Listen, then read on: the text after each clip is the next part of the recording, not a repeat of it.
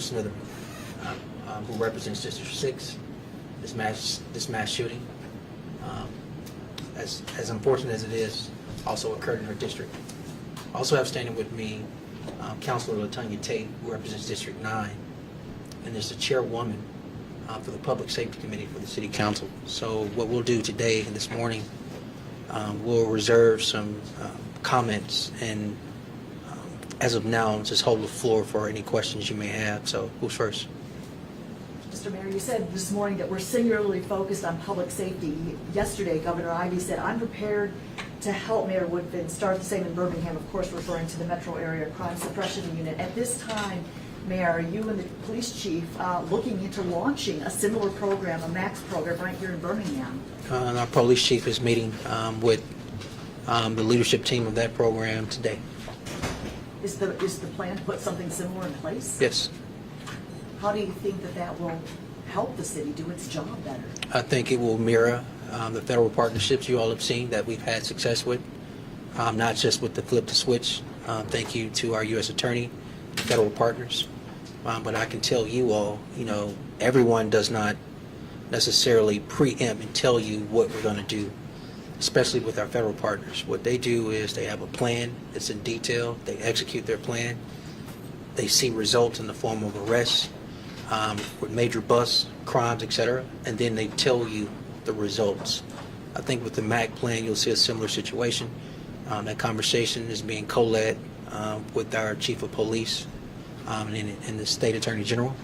They're going into detail about how that looks for the city of Birmingham, working with the LEA and other partners. And we look forward to those results, which we know from the city of Montgomery. It has good, positive results. So as I stated yesterday, as I stated the day before, as I stated to my two colleagues who you see here, as always, the best way this works, everybody, is through partnerships. The three of us and their colleagues are nonpartisan. And so this whole notion of partisan politics or pointing the blame, there is no energy for that. There's no appetite for that. We are literally focused on working together. The best resolve we can have and the best and fastest way to solutions is for mayor, council, state elected officials, and other partners to all come together to solve this issue. How many more officers do you hope to hire, and how soon will you have additional manpower out in our entertainment districts? So we will have additional manpower out in our districts no later than this weekend. That's one. Two, hiring is a continuing process. So let me explain that. November, we just graduated a class, and as I've stated, this was the largest class since in the last 4 years. But we are on a national trend like other mid-sized and large-sized police departments that have seen a decrease in policing nationwide. And so that doesn't make us an outlier. We continue to be aggressive with the opportunities we provide in policing related to take-home car programs, more technology, as well as increasing pay. Close to 15% over the last few years, where starting officers make $51,000, as well as a $5,000 sign-on bonus. So we will continue to do everything we can to support our existing police as well as fill those positions. I think it's important to note that thanks to this council, there was also approval of a part-time position for employees. For police officers. Let me tell you the strength in this. Other officers who are part of other agencies can exist. The detail is being worked out in partnership not only with the Jefferson County Personnel Board, but with BPD. They feel close in hashing that detail out since the council has approved it. It's all about walking it down now with the Personnel Board so we can actually deploy, in addition to our full-time officers, part-time officers that provides more men and women on our streets. Yes, sir. Well, I was going to ask about the entertainment districts. That's one of the points you made today. You kind of just touched on that. You expect there to be more officers out in the entertainment districts by this weekend? That is correct. Any idea what kind of presence they'll expect to see? A good presence. Okay. Yes, sir. Mayor, in addition to being the chief operating officer, you are also the consoler in chief. The city's hurting. Yes, sir. What do you say to him? I'm going to start with the victims. I've had a chance, y'all, to talk to almost all of them. Not everyone, but most of them. And my conversation with each of them ranged. It was based on how open they wanted to be. some of those victims who are discharged will tell you they're fine. Some of them will tell you they're not okay. And then a range of emotions in between. As I've stated and I'll continue to state, I start with our victims because this is important, that we acknowledge them, one, two, provide every resource available we can to them. And so we will be communicating counseling services that are available, phone number and website for them to have access to. But this is a new normal where it's trauma involved, emotionally and physical pain. That is tough, that is hard. And so we will do everything we can to provide comfort and resources to them. I then think about the people who were not shot, right? I think about the victims who were shot and survived, and their parents, their significant others. I think about the 4 victims that were killed and how their mother, their child, won't be able to see them again, won't be able to hug them again, won't be able to smell them again, or hear their voice again, and all these other things they will never, ever get to do.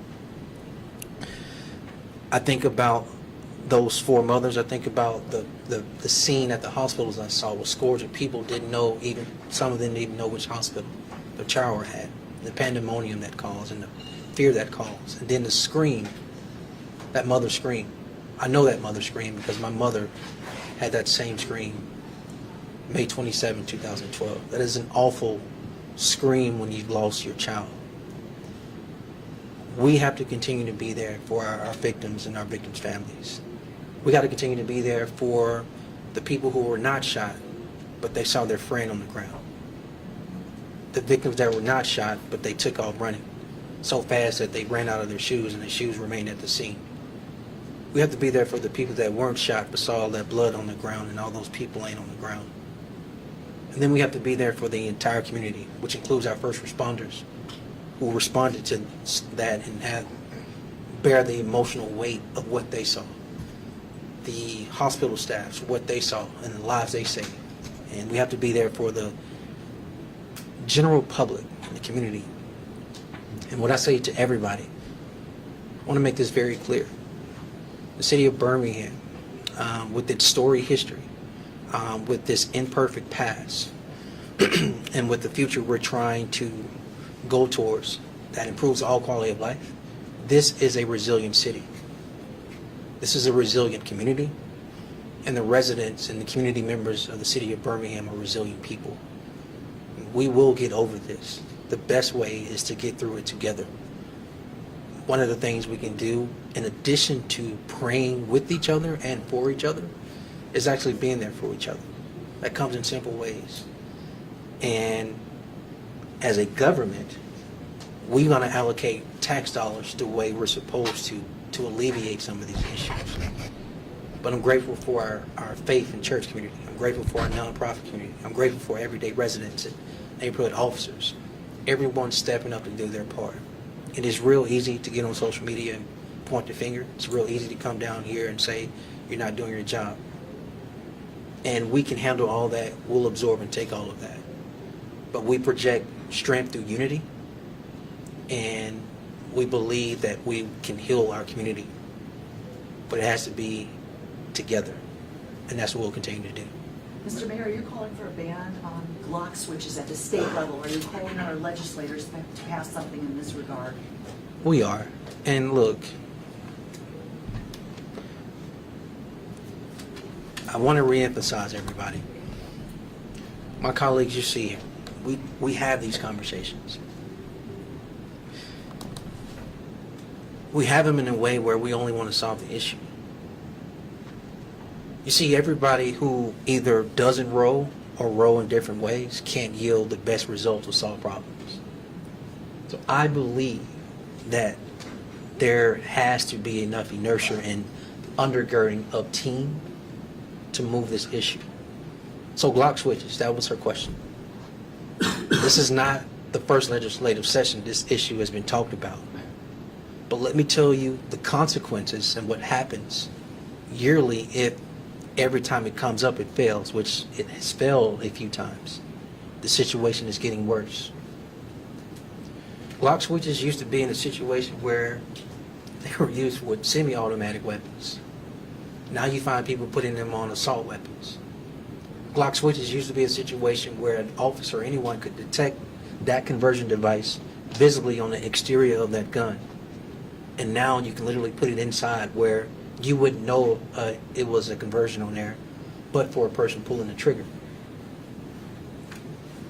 May I see that cell phone, sir? It is worth stopping. No, the other one. It is worth stopping in the middle of this. I'm not sure many people will be able to see this. But I sent this literally to Crystal Smitherman this morning.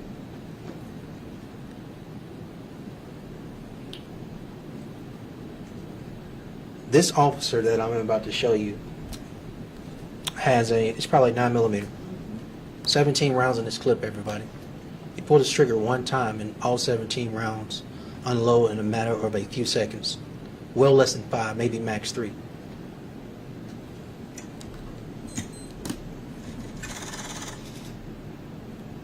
He loads the clip again, a new one. I want you all to imagine that. I want you all to imagine that for automatic weapons, where they are more bullets in the clip. This mass shooting had over 100 rounds.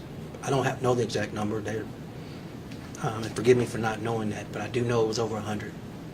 Now I want you to imagine a situation where it's not just going from semi-automatic weapons to assault weapons. I don't want you to imagine just it's one person with one conversion. I want you to imagine multiple people. That is what we are being asked to solve. We can't solve it alone, and BPD can't solve it alone. That is not pointing a finger. That is literally publicly saying we would like to work with the state to help us solve this problem. We want the state to be our partner in this, and we believe not just this, but Dadeville, not just Dadeville, but in other cities in the state of Alabama, this continues to happen. This continues to happen with the use of Glock switches and conversions. You said during the meeting that we don't have the luxury to point fingers except at those that are pulling the trigger. Speaking of the legislature, there is an elected official that has said the city of Birmingham should call the National Guard. How do you react to statements like that? Yeah, so that's just a whack statement, okay? WACK. It's a whack statement. Understand what that statement means. I got laughed at. I got laughed at by not necessarily one of your colleagues, but I got laughed at publicly. And I remember when there were a host of things that were recommended to the city council. One of them was this notion of citizens on patrol. And let me publicly admit, I fumbled the ball in how I presented that, because it's not what it means on its face. But let me tell you what a National Guard is. National Guard are civilians. We're not putting civilians on our streets to address this issue. Don't take my word for it. I doubt the governor has any notion or appetite to apply the Guard that way. Here's what we're going to do. We're going to continue from a budgetary standpoint to present to our public that we are hiring for police. We're going to continue to be overly aggressive at the local level from a marketing standpoint, from a word of mouth standpoint, from a relationship standpoint, to be dogmatic and overly aggressive in hiring police. We're going to continue to create additional opportunities and think outside the box and outside of the rules of the Jefferson County Personnel Board, because we can't just unilaterally hire. They have to approve our hiring ideas.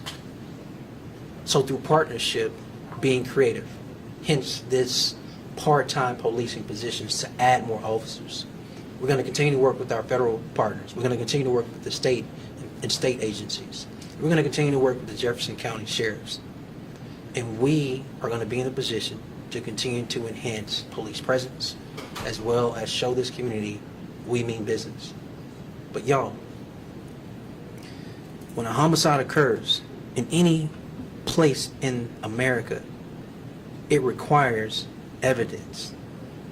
There's about a 99% of that evidence coming from an actual community member to have to come forward and share that information. So the police on a continuum can then go to a magistrate, go to a judge, to have a warrant, to then make an arrest, to then book that person in the county, in the city jail for 48 hours, to transfer them to the county, to then go back before a grand jury, to then go before a circuit judge in front of 12 people to have a trial, which can take up, pre-COVID, it was probably two and a half years, and now it's over 3 years. So on the continuum, the whole process needs to be looked at, not just policing. But if we want people to come forward, if we want to protect community members and we want to protect witnesses, it can't be a situation where something that occurs in September 2024, the trial is not to September 2027. What would you do if you were the witness? What would you do if you were the witness? So on the whole continuum of our judicial system, of policing, of protecting witnesses, on encouraging community members to come forward, on charging uphill and fighting against this no snitching culture, and protecting witnesses and every other thing we need to do, we're going to be overly committed to making sure we get it right. With some legislators trying to say that the police shortage is what allowed an incident like this to happen, are you able to tell us how many officers were short? I understand there's an aggressive effort to hire more. What I can tell you is this. I don't have the luxury to deflect. So let me be very clear in what's happening in culture. There used to be a situation where if I had an issue with you, it wasn't on site. It was, I catch you by yourself. So public spaces were protected. They were sacred. And you didn't do it around children. And you didn't do it around elder folk. And you didn't do it around family members. And you didn't do it in the general public. There's a full breakdown in the cultural aspects of community. I just want you to know that requires more than policing. So if I have an issue with you, it's where I see you. Except where I see you could be in the general public. And when I walk up to you, if I got this conversion on my gun, I may only want to shoot you, but this device and what it does, because this only talks about recoil more than I'll ever understand. But I saw her pull that I saw her demonstrate as well. I saw all of her feet and her body go back. That was on a gun range. Now apply that to a general space. You pull the trigger one time, and in less than 5 seconds, with multiple people shooting over 100 bullets.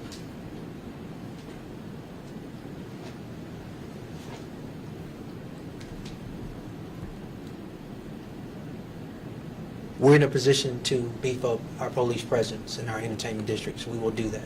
We show you better than we tell you.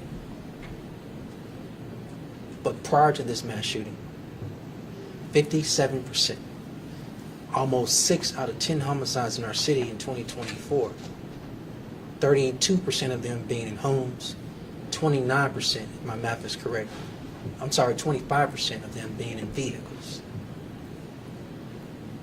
These are places where police can't be. These are places where police cannot be. Next question. I was going to say, Carol. Kristen. It's frauding. I know. I'm so sorry. She's a legend. That's not the first time. Your passion today is some of the strongest I've ever heard from a city councilor and covered the city council for 20 years. You said you're sick. Can you expand on your frustration? My frustration is that we're gonna lose people, right? So my frustration is that grandmas don't feel comfortable sitting on the porch anymore, that people don't feel comfortable going out to dinner anymore, that, I'm getting calls from people in different cities from across the country asking me, are you okay? You know, I hear it in the nail salon, the hair shop, everywhere, people talking about crime. I'm sick of it because people feel so comfortable to commit crime. That's what I meant. That is so disrespectful to everybody that lives here. That's what I meant by telling Mayor Woodfin, stand on business, enforce it, take our city back, because there's no one that's going to come save Birmingham. We have to save our own selves. Mayor, you spoke about a cultural problem. Can you further identify how you go about rectifying that issue? Yeah, I start with something that people love to talk about. People love to talk about the first 48. Y'all remember that show and how Birmingham was one of the cities? I don't mean to be silly or flippant, so just bear with me. I'm trying to set it up to make a point. People think it was all on the detectives. You know, but they cut to a commercial or they cut to a different scene. What you don't see is that in order for the detectives to be in a position to bring that suspect in and then get that suspect to cave, like they always did on that show, some witness had to come forward. There had to be some crumb here, some piece of this here, some information here, people sharing. The process of tackling crime has to include community members bringing information to detectives to solve cases. People don't, let me not say that. Let me finish the point by saying, because this is your question is so important on the culture aspect. Some of the breakdown falls into either one of these categories. In this hand, there's this no snitching culture. It is deeply ingrained. It is embedded. It does not exist only in the city limits of Birmingham. It's an American culture problem, and it runs deeper in the black community. But within that culture, people have information. People know who the shooters are. They know what happened. They have the detail. Hell, some of them even have video. They have all the credible information, and they refuse to share it. In this hand, which I know is more solvable, and this is the one we have to continue to be aggressive, equally aggressive, if not more. There are people that have information that are genuinely scared.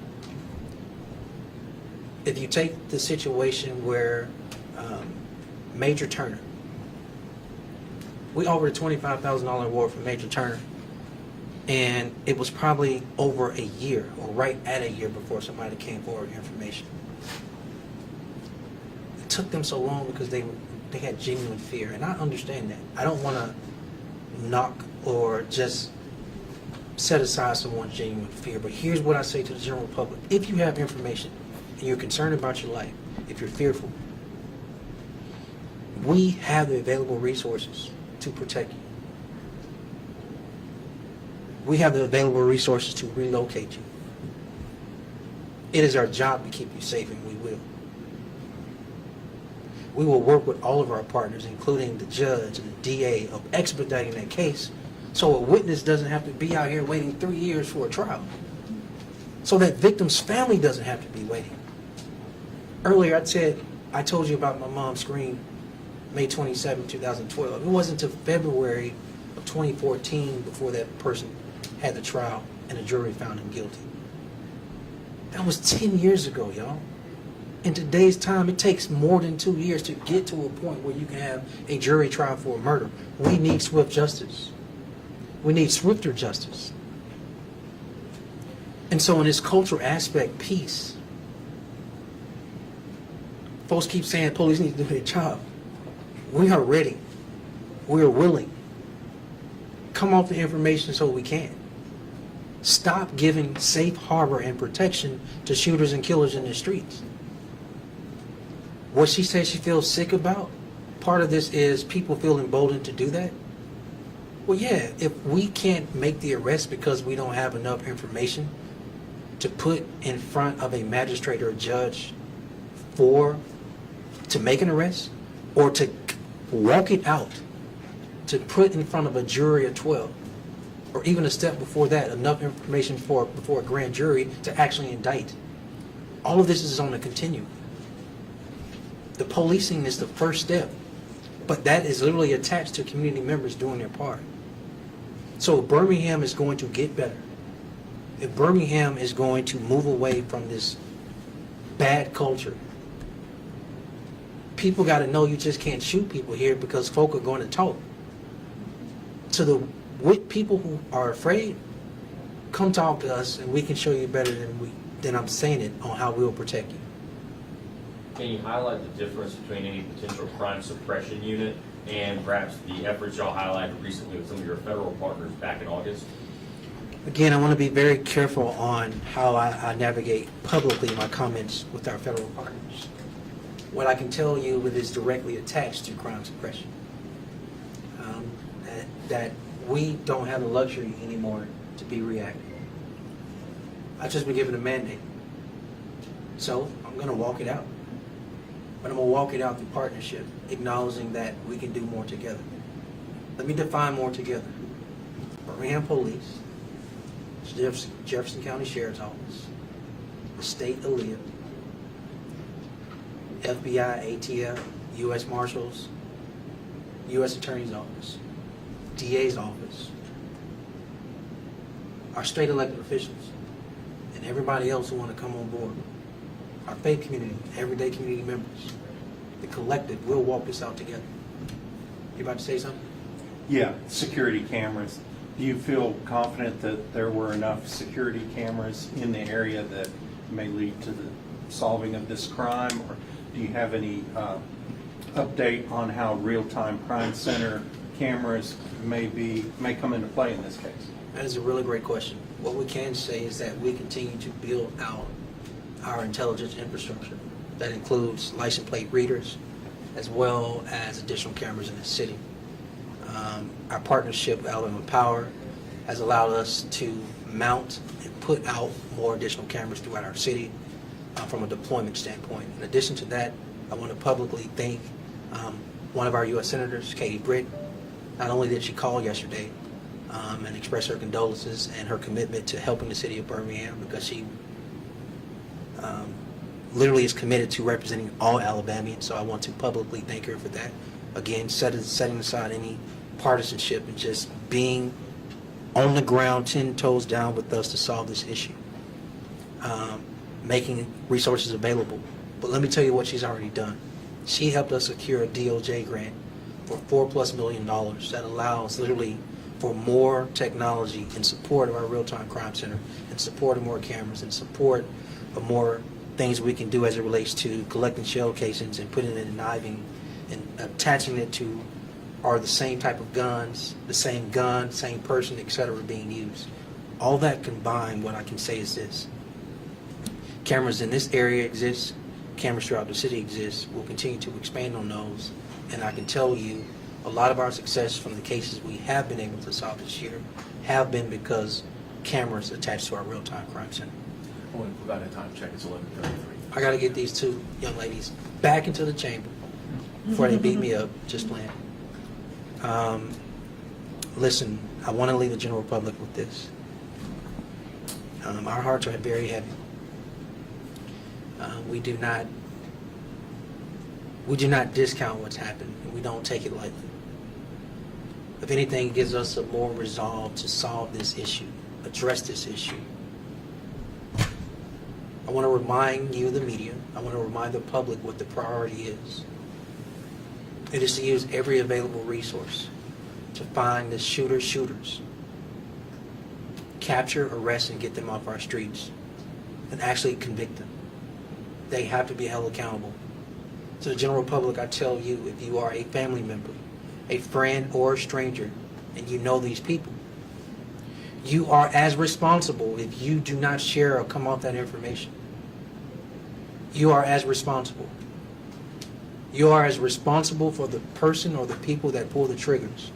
You are responsible for the innocent lives lost and the people who have been discharged and in critical condition in the hospital. You are as responsible if you're sitting on the information that leads to the capture and arrest. Do your part. We are prepared to do ours. We will continue to be aggressive in this open investigation, and we only want to find the killers right now. Everything else about more policing, securing our entertainment districts, working with the state, working with our federal partners, engaging in any other discourses we need to do on the prevention, reentry end, we will continue to do. Thank you so much for your time. Thank you, Mayor.